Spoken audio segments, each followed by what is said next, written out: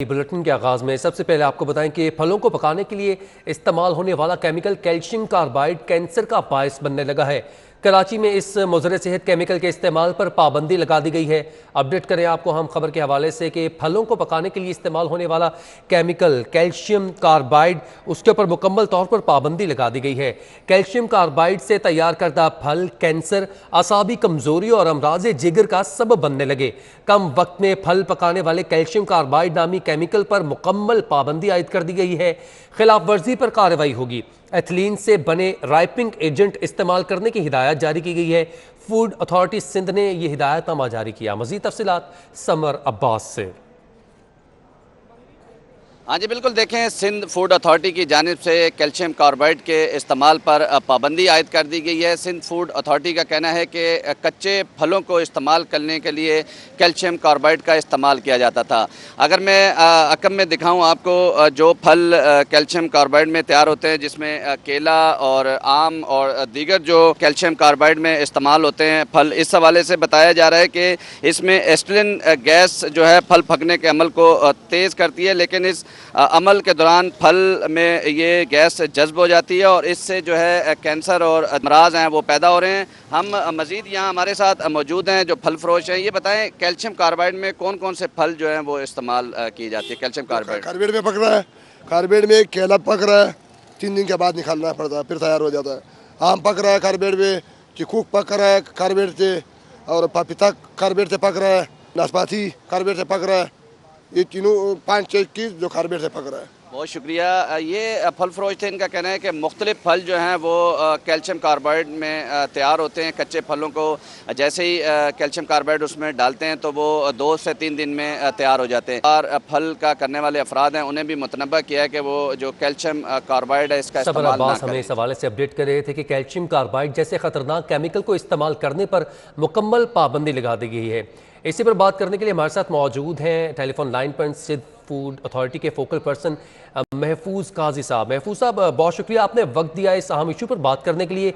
बताइएगा, ये फल जिसको कैल्शियम कार्बाइड से पकाया जाता था, अब चेक एंड बैलेंस कैसे किया जाएगा? किस तरह से पता चलेगा कि कौन सा फल कैल्शियम कार्बाइड से तैयार किया गया है या कोई और राइपिंग एजेंट यूज़ किया गया है? देखें, सबसे पहले तो आपका बहुत शुक्रिया कि आपने हमें टाइम दिया और इस अहम मौजू को अपने मीडिया चैनल पे लेके आए। देखें, कैल्शियम कार्बाइड जो है ये एक्चुअली एसिटाइलिन गैस जो है वो उसको बनाता है, जो कि कैंसर का बायस है और उसके और भी बहुत सारे ह्यूमन हेल्थ पे, ह्यूमन लाइफ के ऊपर बहुत से असरात हैं।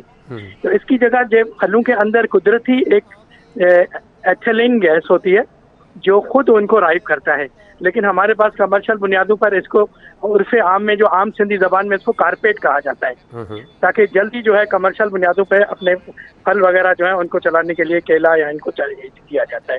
देखिए, सिंध फूड अथॉरिटी के साइंटिफिक पैनल ने इसके ऊपर पहले ही फैसला किया था। 2019 से उसके ऊपर बैन लगाया गया था। Director general Sindh food authority Mohammad Rafi Qureshi साहब की हिदायत पर हमने जो है इसके ऊपर अपनी विजिलेंस टीमें बनाई हैं, जो कि वहाँ जाके इलाकों में अपने अपने एरियाज में जाके चेक करेंगी उनको, और जहाँ पे भी होगा तो पहली मौके पर तो उसको तलब किया जाएगा, और अगर ज़्यादा कुछ हुआ तो फिर उनके ऊपर बैन लगा के, या सिंध फूड अथॉरिटी के एक्ट के मुताबिक, सेक्शन 17 के मुताबिक इनको जो है अगर ज़्यादा ज़रूरत पड़ी तो हम फिर उनके बिजनेस को सील भी कर सकते हैं। लेकिन हमारी कोशिश होगी कि उनको पहली फुर्सत में तलब करके और उनको फिर हिदायत दी जाए ताकि एथिलीन गैस जो है उसका इस्तेमाल किया जाए, जो मार्केट बाजार में अवेलेबल भी है। महफूज साहब, ये बताइएगा, आपने कैल्शियम कार्बाइड पर तो मुकम्मल पाबंदी लगा दी है और दूसरे राइपिंग एजेंट यूज़ करने का कहा गया है, ये जो फल फरोश हैं और जो आड़ती लोग हैं वो यूज़ करें, लेकिन अगर कोई नहीं करता है और ये कब से करते आ रहे हैं, अगर दूसरा कोई मुतबादिल है वो उनको क्या बताया गया है? क्योंकि बहुत मुश्किल होगा दूसरा कोई मुतबादिल यूज़ करना, क्योंकि इतनी देर से यही यूज़ करते आए हैं। एथिलीन गैस जो है वो अवेलेबल है मार्केट में, चाइना से आता है, बस ये कि उसकी कॉस्ट और थोड़ा सा उसका प्रोसेस जो है वो थोड़ा सा ज़्यादा है, जिसकी वजह से इसको वो बहुत ही आसानी से इस्तेमाल किया जाता है। लेकिन चूँकि इंसानी सेहत के लिए ये मुज़िर है, तो इसलिए हम जो है ये सेल पॉइंट्स हैं उनको देखेंगे, अगर वहाँ पे हमें कहीं पे मिल गया तो हम उनको तलब करेंगे। जी ठीक है, बहुत शुक्रिया। काजी साहब हमारे साथ मौजूद थे, इस अहम इशू पर इजहार ख्याल कर रहे थे और किस तरह से मैकेनिज्म बनाया गया है, जो लोग ये कैल्शियम कार्बाइड यूज़ करेंगे उनको गिरफ्तार किया जाएगा, बैन किया जाएगा या फिर उनका जो फल है वो तल्फ किया जाएगा। आगे बढ़े, आपको बताएं कि कराची पोर्ट में बैरून मुल्क से आने वाले और जाने वाले तमाम जहाज़ों की आमदोरफ्त बंद कर दी गई है। शरमैन्स और इंतज़ामिया के दरमियान तनाज़ा भी सामने आया है। सुबह 6 बजे से जहाज़ों की आमद बंद है। वज़ीर-ए-आज़म के मुआविन ख़ुसूसी महमूद मौलवी का हंगामी दौरा भी किया गया है। मज़ीद तफ़सीलात जानते हैं अशरफ खान से। अशरफ बताइएगा, क्या वजूहात हैं, क्यों जहाज़ों की लैंडिंग और डिपार्चर बंद किया गया है? बंदरगाह पर बैरून मुल्क से आने और जाने वाले तमाम बहरी जहाज की आमदोरफ्त आज सुबह 6 बजे से बंद थी। वजह ये बनी थी कि फिशरमैन और इंतजामिया के दरमियान तनाज़े पैदा हो गया था, जिसकी वजह से 6 बजे से जो फिशरमैन तमाम फैमिली के साथ जो है अपनी किस्ती से उन्होंने चैनल जिससे बहरी जहाज अंदर आते हैं पोर्ट पे वो बंद कर दिया था। 9 घंटे तक ये चैनल बंद रहे और कराची पोर्ट को करोड़ों रुपए का नुकसान हुआ है। और उसका जो इम्पैक्ट पड़ा है कि तमाम जहाज जो ऑफलोड होकर वापस जाने थे और जो नए जहाज लगने थे 9 घंटे ताखिर हुई है। लेकिन महमूद मौलवी जो है वज़ीर-ए-आज़म के मुआविन ख़ुसूसी वो खुद गए थे, उनके साथ मुज़ाकरात किए और कई 1.5 से 2 घंटे के मुज़ाकरात हुए और उनके जो मुज़ाकरात सुने और जो फिशरमैन को समुद्र में जाने के लिए उनके मुज़ाकरात माने हैं, उनको यकीन दहानी कराई है और जिससे ये 9 घंटे से जारी जो एहतजाज था वो ख़त्म हुआ है। अब महमूद मौलवी जो ये मुज़ाकरात कामयाब होने के बाद चैनल खोलने की यकीन दहानी करा दी। अशरफ, आपने बताया कि एहतजाज तो ख़त्म कर दिया गया है, लेकिन ये चैनल खोलने में कितना टाइम लगेगा, क्योंकि आमतरफ जो है वो शिपमेंट्स की रुकी हुई है? अगर देखा जाए क्योंकि ये 400 के करीब जो है छोटी जो माहीगीरों की किश्तियां हैं वो जमा हो गई थी, वो निकलते भी तकरीबन आधे से पौने घंटा लगेगा, जिसके बाद चैनल में जो जहाज जो यहाँ पे पोर्ट पे लगे हुए जो वापस निकलेंगे और जो नए जहाज आएंगे इसमें कम से कम 1.5 से 2 घंटा मजीद लगेगा। जी ठीक है, बहुत शुक्रिया अशरफ, आपने इस हवाले से अपडेट किया। पाक सरजमीन पार्टी ने 10 मुहर्रमुल हराम के बाद सिंध हुकूमत के खिलाफ सड़कों पर आने का ऐलान कर दिया है। चेयरमैन PSP मुस्तफ़ा कमाल का कहना है कि पीपल्स पार्टी को कराची पर कब्जा करने नहीं देंगे। कहीं मेयर के चक्कर में सिंध हुकूमत ही ना चली जाए, मेयर बनाना है तो इंतखाबात करवाएं। मज़ीद तफसीलात हसन अब्बास की इस रिपोर्ट में। मुर्तज़ा वहाब की बतौर एडमिनिस्ट्रेटर कराची तैनाती पाक सरजमीन पार्टी भी बोल पड़ी। चेयरमैन PSP मुस्तफ़ा कमाल ने 10 मुहर्रमुल हराम के बाद सिंध हुकूमत के खिलाफ सड़कों पर आने का ऐलान कर दिया। मुस्तफ़ा कमाल का कहना था कि पीपल्स पार्टी ने कराची और हैदराबाद में सियासी कारकुनों को इंतखाबात के बगैर एडमिनिस्ट्रेटर बना दिया, इसका कोई आईनी जवाज नहीं बनता। इस तरह एडमिनिस्ट्रेटर की तैनाती कराची पर कब्जे के मुतरादिफ है, हम ऐसा होने नहीं देंगे। आशूर के फौरन बाद मैं ऐलान करता हूँ, लोगों को कहता हूँ तैयार हो जाओ, ये जुल्म को सहना गुनाह कबीरा है खामोशी से। और ये हुक्मरान इतने बड़े नहीं हैं, तुम एक दफा खड़े होगे इंशाअल्लाह ताला अमन के साथ हम इन फिरौनों को अल्लाह ताला इंशाअल्लाह ताला हमें जरिया बनाएगा, हम इन्हें बहा ले जाएंगे इंशाअल्लाह ताला। मुस्तफ़ा कमाल का कहना था कि सिंध को पीपल्स पार्टी ने अपने अमल से सिंधु देश बना दिया है। जब वो रॉ के तसल्लुत को कराची से खत्म कर सकते हैं तो पीपल्स पार्टी से लड़ना भी कोई मुश्किल काम नहीं है। रॉ से निजात हासिल करने का मकसद कराची प्लेट में रखकर जरदारी को पेश करना नहीं है। उनका कहना था कि वो ऐसी नाम नेहाद जमहूरियत को नहीं मानते जहाँ पीने का पानी मुयस्सर ना हो, जहाँ बच्चे कुत्तों के काटने से मर रहे हों और जहाँ कारोबार कोरोना के नाम पर बंद कराए जा रहे हों। तुम सिंध में नॉन इलेक्टेड एडमिनिस्ट्रेटर लगा दो। लानत भेजते हैं ऐसी जमहूरियत पे जो मेरा पानी छीन ले। लानत भेजते हैं ऐसी जमहूरियत पे जो मुझे कुत्तों के काटने से दवा ना दे सके मेरे बच्चों को। हम लानत भेजते हैं ऐसी जमहूरियत पे जो कि 2.5 लाख लोगों को रोजगार दे और एक भी शहर का आदमी नौकरी ना दे। मुस्तफ़ा कमाल का कहना था कि PSP में तमाम कौमियतों के लोग शामिल हैं। कोई भी लसानी जमात पीपल्स पार्टी का मुकाबला नहीं कर सकती। जो लसानियत की बुनियाद पर पीपल्स पार्टी के खिलाफ जाएगा उसका फायदा पीपल्स पार्टी को ही होगा। कैमरामैन फरहान के हमरा हसन अब्बास, सिटी 21। मुस्तफ़ा कमाल के बयान पर रद्द-ए-अमल भी सामने आ गया। मुर्तज़ा वहाब कहते हैं कि मुस्तफ़ा कमाल सड़कों पर ज़रूर आएँ, लेकिन मास्क पहनकर। पाकिस्तान का सबसे बड़ा ड्राइव थ्रू कैंप बनाया गया है। ड्राइव थ्रू कैंप में 34 काउंटर्स बनाए गए हैं। मीडिया की वजह से वैक्सीनेशन में सपोर्ट मिली है। सिम बंद करने का फैसला गेम चेंजर साबित हुआ। उनका मजीद कहना था कि लोगों को जान की नहीं, सिम बंद होने की परवाह है। उन्होंने मजीद क्या कहा, आइए आपको सुनवाते हैं।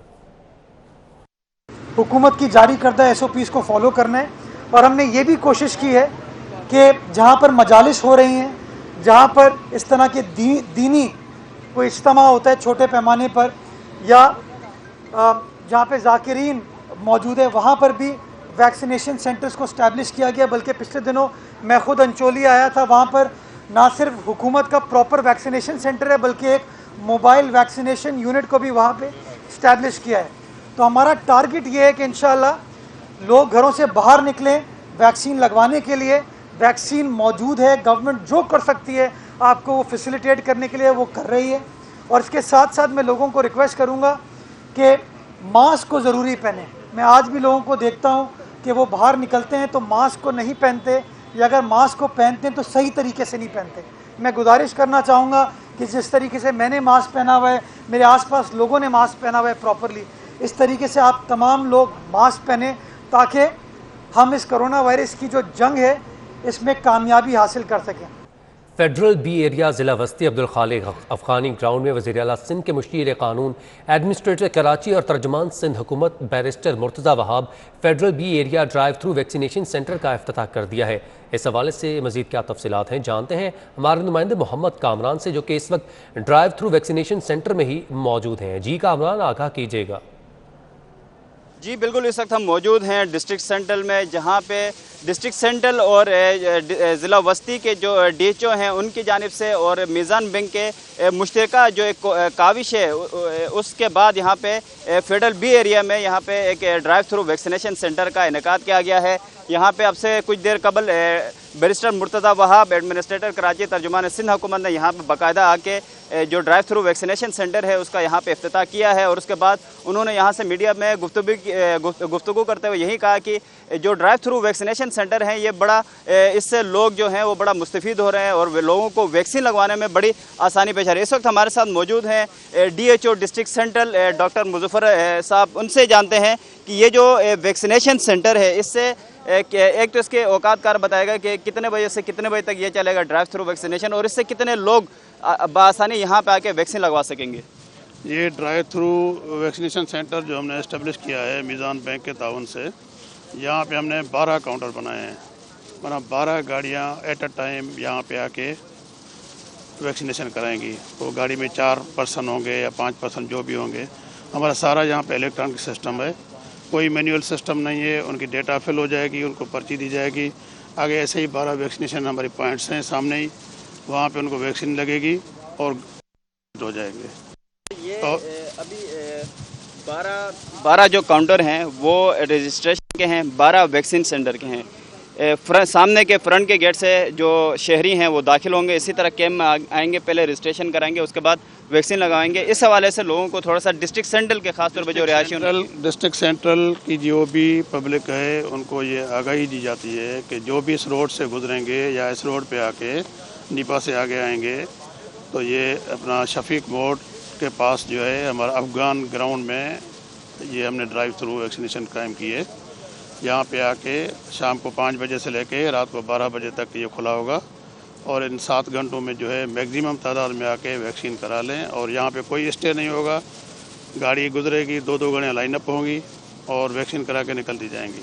ठीक है सर, बहुत शुक्रिया। ये हैं DHO डिस्ट्रिक्ट सेंट्रल, इनका यही कहना था कि ये मेन जो शारा है डिस्ट्रिक्ट सेंट्रल के, उसी में ये वैक्सीनेशन सेंटर अफ़गान कैम्प जो ग्राउंड है उसमें ये वैक्सीनेशन सेंटर बनाया गया है। कैमरामैन सज्जाद जैदी अगर ये ग्राउंड का जो वैक्सीनेशन जो कैम्प लगाए गए हैं इसका अगर ये मंज़र दिखाए तो ये जो दूसरे मरहले में जो कैम्प नज़र आ रहे हैं ये सारे वैक्सीन लगवाने के हैं।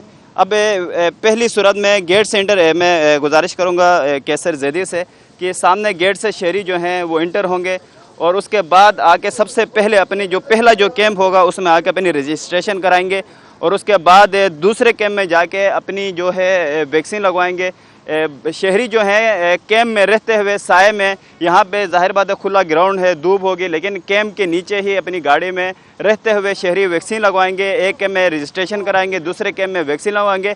इसी तरह यहाँ से गुजरते हुए जो दूसरी तरफ का जो गेट है वहाँ से शहरी बाहर निकल सकेंगे। एक ये बेहतरीन सहूलत जो है वो फराहम की गई है हुकूमत सिंध और मीज़ान बैंक के मुश्तरका जो कोशिशें हैं उसके बाद ये ड्राइव थ्रू वैक्सीनेशन सेंटर यहाँ पर बनाया गया है। जी कोरोना वायरस की वैक्सीनेशन के हवाले से इकदाम तो किए जा रहे हैं, लेकिन दूसरी जानिब कोरोना वायरस ने शहर क़ायद में तबाही मचा रखी है। कोरोना वायरस से एक ही दिन में 35 जानें निकल गया। 24 घंटों के दौरान कोरोना वायरस के 1539 मजीद केसेस भी रिपोर्ट हुए। शहर क़ायद में कोरोना वायरस के मजमूई केसेस की तादाद 2,55,914 हो चुकी है। कोरोना वायरस से अमवात की तादाद भी बढ़ गई है, जो कि 4,987 तक जा पहुंची है।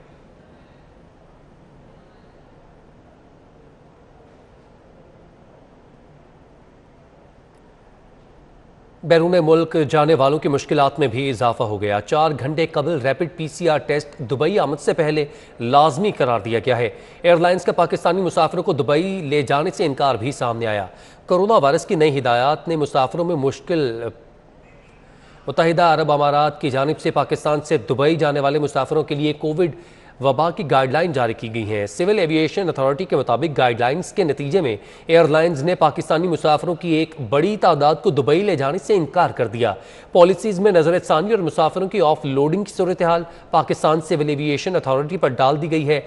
मुत्तहिदा अरब अमारात हुकूमत ने पाकिस्तान समेत दीगर ममालिक की फहरिस्त में दुबई जाने वाले मुसाफिरों के लिए ये नए सख्त इकदाम नाफिज किए हैं।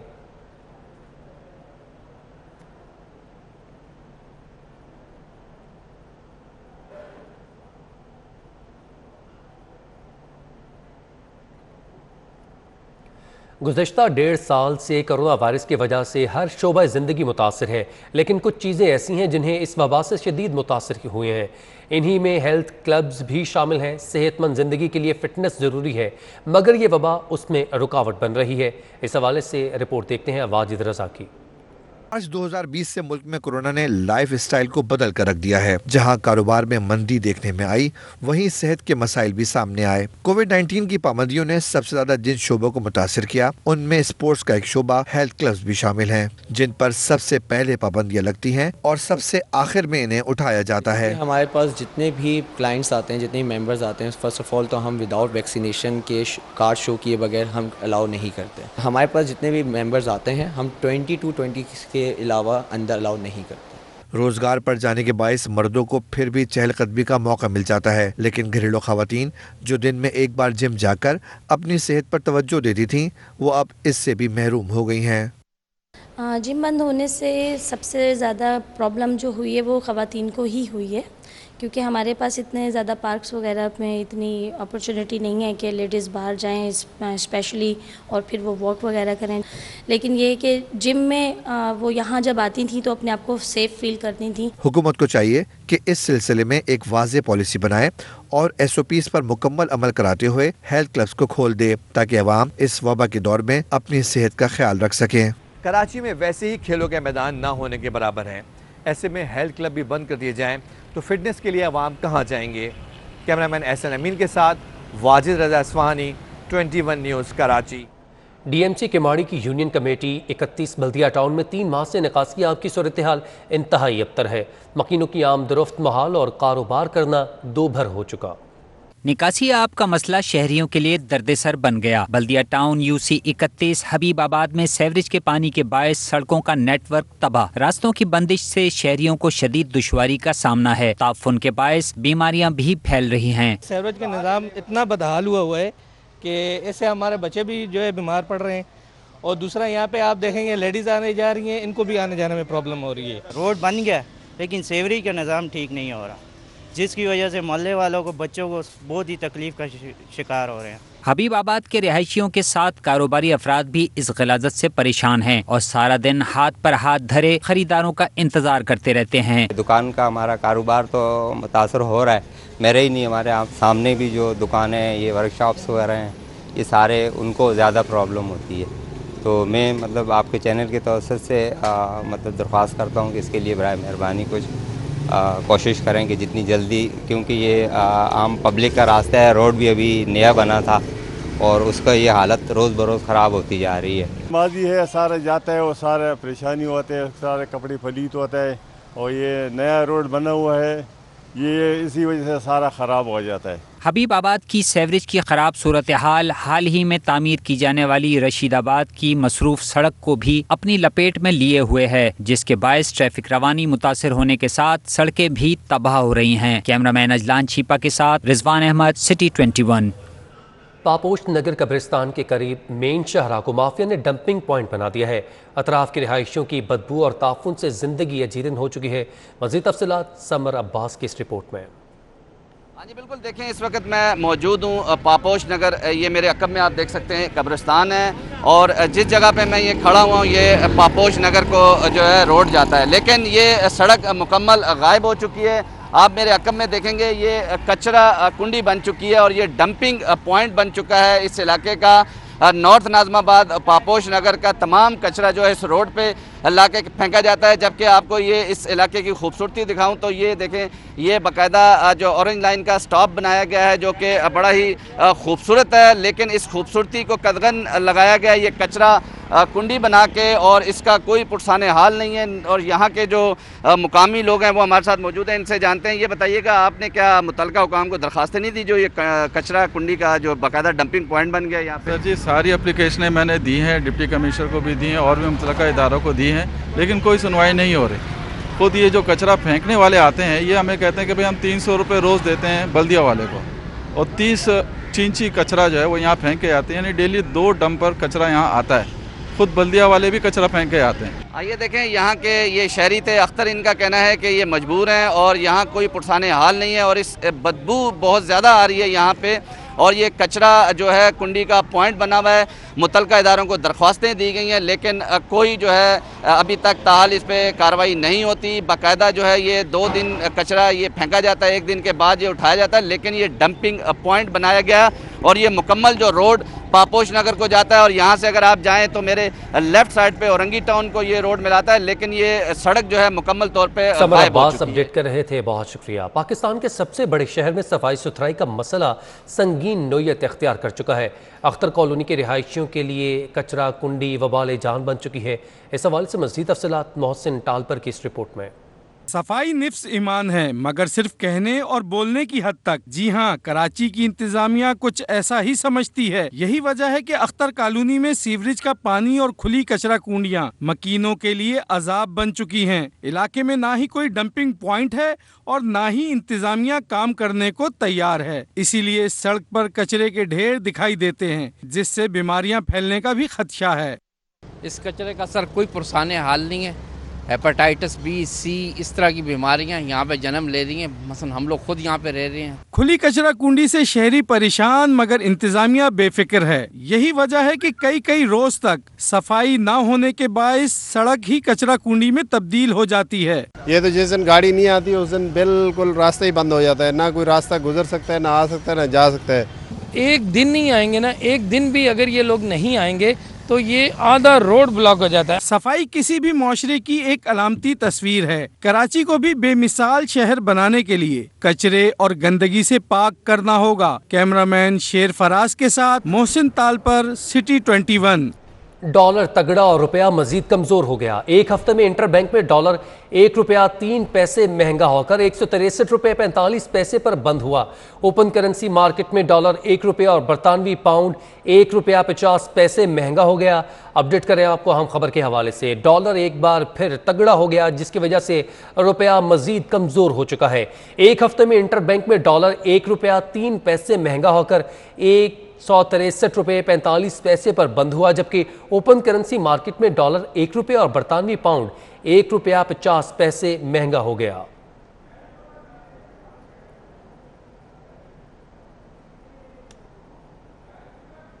हफ्ते के दौरान बेहतर मुआशी अदाद-ओ-शुमार पर स्टॉक एक्सचेंज में सरमायाकार सरगर्म नजर आए।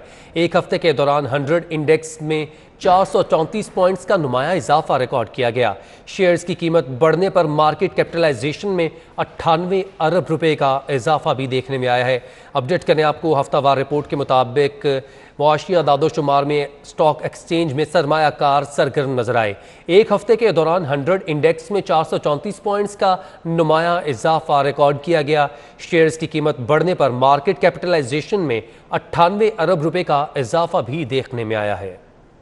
ख्वाबों की दुनिया के सियासी जादूगर इमरान खान के मुस्तकबिल के हवाले से ख्वाब देख लिया। कहते हैं अगस्त 2022 में इमरान खान खुद आम इंतखाबात का ऐलान करेंगे, क्योंकि उन्होंने मुशर्रफ की तरह जिनको साथ लिया वो ना ही नाराज़ हो गए हैं।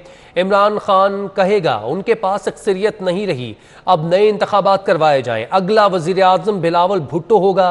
बाकी सियासतदानों की उम्र 70 वर्ष से ज़ायद है, बिलावल नौजवान हैं। वो हमारे नुमाइंदा आज़ाद नहरियों से बातचीत कर रहे हैं, मज़ीद तफसीलात उनसे जानते हैं।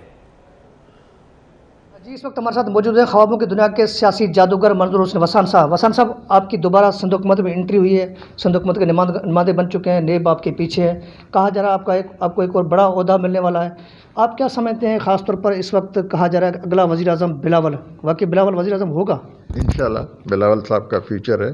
बिलावल साहब यकीनन एक दिन ज़रूर आएगा, वज़ीर आज़म होगा। हालात और वक्त तब्दील होता रहता है।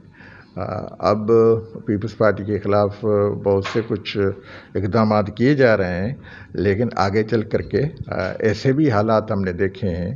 जब बीबी आई थी तो उस वक्त हालात कोई सोच भी नहीं सकता था कि मोहतरमा प्राइम मिनिस्टर होगी, लेकिन आपने देखा हालात और कुदरत ने साथ दिया तो वो पार्टी कहाँ से कहाँ तक 88 में आई और उसके साथ मुसलसल 3 बार हम पीपल्स पार्टी इक़्तिदार में रहें। यकीनन बिलावल साहब की अपनी पोजीशन, पार्टी की पोजीशन सारी है और उसका विजन भी, और जिस तरह से वो काम करना चाहता है, तो वो सिंध में तो हम आए हैं, लेकिन मरकज़ नेक्स्ट से जब भी कोई वक्त आएगा, मैं ये पीरियड नहीं दे रहा हूँ, लेकिन कमिंग जो भी हालात होंगे उसमें पीपल्स पार्टी सरफरस्त होगी और आगे बिलावल साहब वज़ीर आज़म हो सकता है। वसान साहब, इस वक्त देखा जाए तो आपके मुकाबले में नून लीग का तो नाम नहीं है, लेकिन ख़ास तौर पर पाकिस्तान तहरीक इंसाफ, MQ पाकिस्तान और GDA से फंक्शन लीग है, इनका आपसे मुकाबला होगा, इनका मुस्तकबिल क्या होगा? देखिए, अगर आप पुराने सहाफ़ी हैं, अगर देखा जाए तो हम ऑनवर्ड्स 88 से देख रहे हैं। कभी भी सिंध में कोई और पार्टी लार्जेस्ट पार्टी नहीं बनी है एक्सेप्ट पीपल्स पार्टी। तो वो ये कोई नई बात नहीं है, इत्तेहाद बने हैं, पहले भी इत्तेहाद बनते थे, मुशर्रफ के दौर में भी इत्तेहाद थे, नाम तब्दील किया जाता था। और इस वजह से यहाँ जब नवाज शरीफ हमारे साथ इख्तलाफात रखते थे उस वक्त भी इत्तेहाद थे, लेकिन कोई पीपल्स पार्टी पे फ़र्क इसलिए नहीं पड़ेगा क्योंकि पीपल्स पार्टी ने सिंध के लिए काम भी किया है, कर रहे हैं। हाँ, कहीं कहीं हैं इख्तलाफात के ये काम नहीं हुआ है, लेकिन उसको जब अब रीशफल कैबिनेट हुई है तो यकीनन जहाँ जहाँ कोताही है उनको पुर करने के लिए इक़दाम किए जाएंगे। आज़ादी का माह चल रहा है, जश्न आज़ादी का, इस माह में किससे आज़ादी मिलेगी? आपने क्या ख्वाब देखा है कोई इस तरह का? अब आज़ादी तो मैं ये नहीं कहूँगा कि ये अगस्त तो जल्दी आपने बता दिया, लेकिन ये कह सकते हैं नेक्स्ट अगस्त तक मैं कहीं ना कहीं तब्दीली देख रहा हूँ। किस तरह की तब्दीली होगी? कहीं सूबे में हो या मरकज़ में ऐसा डिसीशन हो जिस डिसीशन के तहत खुद कोई प्राइम मिनिस्टर इक़दाम करे। जी बिल्कुल, ये थे मंजूर हुसैन वसान साहब, जिनका कहना है कि अगले अगस्त में वो तब्दीली देख रहे हैं। हो सकता है इमरान खान आम इंतखाबात के ख़ास तौर पर बाज़ाब्ता तौर पर ऐलान करें। शहर कायद के 3 भाई एक साथ वर्ल्ड यूथ स्क्रैबल चैंपियनशिप में पाकिस्तान की नुमाइंदगी कर रहे हैं। वर्चुअल खेले जाने वाले टूर्नामेंट का अहवाल दिखा रहे हैं कराची से महमूद रैयाज़। यूथ स्क्रैबल चैंपियनशिप जो है वर्चुअल खेली जा रही है। दुनिया के 14 ममालिक जो हैं वो इसके अंदर शिरकत कर रहे हैं। कराची के अंदर बैठकर इसको मॉनिटर किया जा रहा है और इस वक्त कराची की एक ऐसी फैमिली हमारे साथ है कि जिनके 3 बच्चे कौमी टीम के अंदर मौजूद हैं। सबसे छोटे जो हैं वो ये नन्हे साहब हैं। कैसा लग रहा है दुनिया के खिलाड़ियों से मुकाबला करते हुए? बहुत अच्छा लग रहा है मुझे। किस टीम से मुकाबला है? हमारा पहला मलेशिया से। तो अंग्रेजी पक्की है, जीतोगे? जी इंशाल्लाह। दूसरे भाई से चलते हैं। खेल अंग्रेजी के स्क्रैबल के वर्ड जोड़ने होते हैं, लेकिन पाकिस्तानियों की महारत जो है भाई, पूरे घर में क्या सब स्क्रैबल ही खेलते हैं? जी बस स्क्रैबल ही चल रहा होता है। अच्छा, क्या आप पैगाम दोगे और यंगस्टर को कि कोविड भी है तो इस खेल की तरफ आए? कोविड है तो बेस्ट अपॉर्चुनिटी है, इस खेल को खेलें, घर पे बैठ के खेल सकते हैं ऑनलाइन। आपस में कौन सा भाई जीतता है भाई? आपस में वो बड़े वाले सबसे बड़े वाले जीतते हैं। तो कैसा लग रहा है कि तीनों भाई एक ही टीम में? आपका किससे मैच है? हमारा सेम टीम है। ठीक। अच्छा, हमारे साथ इनके कोच मौजूद हैं यहाँ पर जिसको देख रहे हैं। पाकिस्तान के लिए बड़ी एजाज़ की बात है, तवील अरसे से हम इसको कवर कर रहे हैं। पाकिस्तान की एक ही टीम में एक घर के 3 भाई जो हैं, तो कैसा लग रहा है? और ओवरऑल जो है वो कराची वालों को आप क्या पैगाम देंगे? ये मोटिवेशन है एक्चुअली सबके लिए कि एक ही घर में 3 चैम्पियंस और एक पाकिस्तान को रिप्रेजेंट कर रहे हैं एक ही घर में 3 players. So it's motivation for everyone.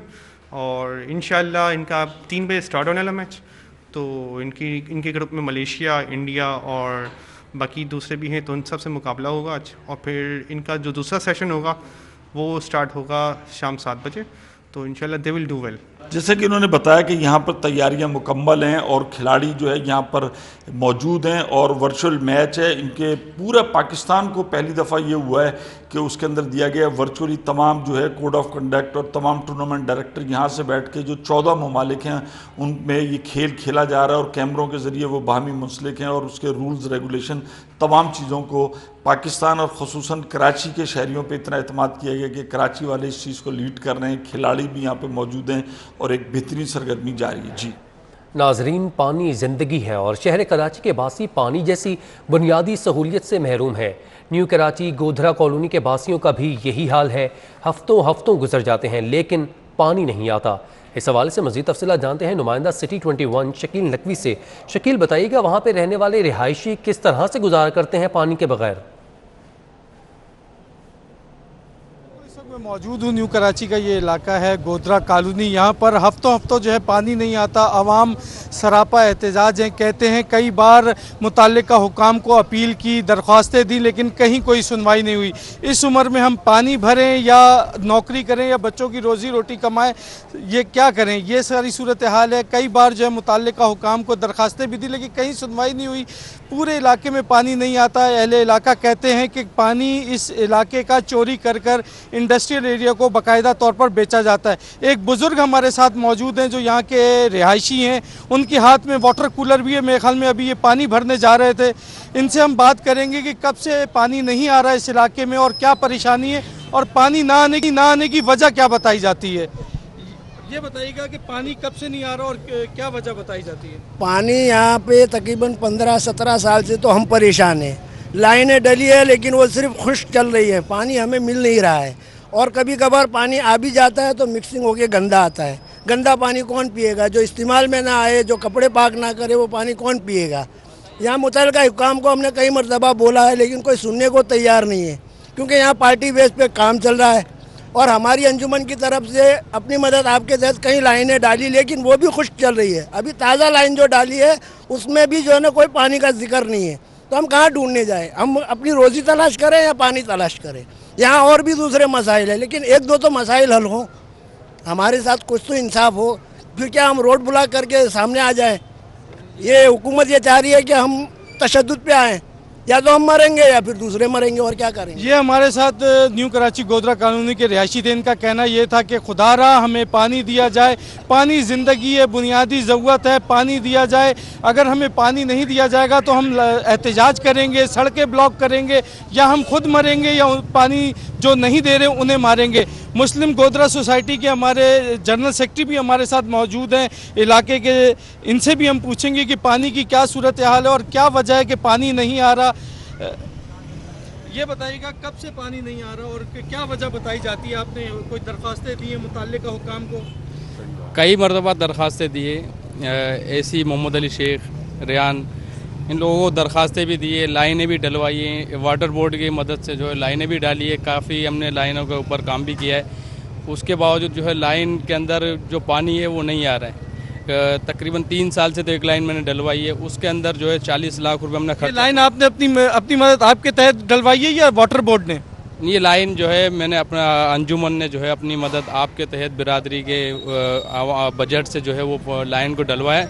उसमें जो है तकरीबन 30 से 40 लाख रुपए खर्चा किया है। उसके बावजूद एक बूंद पानी किसी को नहीं मिल रहा है उसके अंदर। और वो लाइन जहाँ हमने टच करवाई है, जहाँ उसको जो है जॉइंट करवाया है, उसके अंदर तकरीबन वो पूरी लाइन जो है बंद है। हमने जो है उसको चेक भी करवाया कुछ दिन पहले, उसके अंदर हमने 2 बेल्ट लगवाएं और उसके अंदर जो है तकरीबन 2 इंच पानी चल रहा है पूरी लाइन के अंदर। 2 मोटरें जो है उसकी चलती है पंपिंग से। वो पंपिंग के ऊपर जाते हैं तो पंपिंग के जो वायरिंग है, वायर जो उसका जो इलेक्ट्रिक का मसला है, वो भी मसाइल थे, तो उसको भी हल करवाया उनसे बातचीत करवा के। और आयरन के ऊपर जो लाइन का मसला था हमारी मेन लाइन, उसके ऊपर भी काम करवाया कि चलो इलाके 11G या 11F के अंदर पानी पहुंच जाए। लेकिन पानी जो है बिल्कुल वही 0/0 चल रहा है। जी, ये इलाका मकीन थे, इनका कहना यही था कि अपने पैसों से 40-45 लाख रुपए का खर्चा किया है। अहले इलाका ने कभी पैसे जमा किए, लाइन डलवाई, लेकिन उसके बावजूद पानी तक नहीं आया। जगह जगह बोरिंगें करवानी पड़ रही हैं, कड़वा पानी निकलता है, पीने के काबिल नहीं होता। अलबत्ता वाटर बोर्ड इंतज़ामिया के कान पर जूं तक नहीं रिंगती। जी, शहरी परेशान हैं। शकील नकवी हमें इस हवाले से अपडेट कर रहे थे, बहुत शुक्रिया। न्यूज़ स्टूडियो से फिल वक्त इतना ही। मज़ीद खबरों से बाखबर रहने के लिए आप देखते रहें सिटी 21।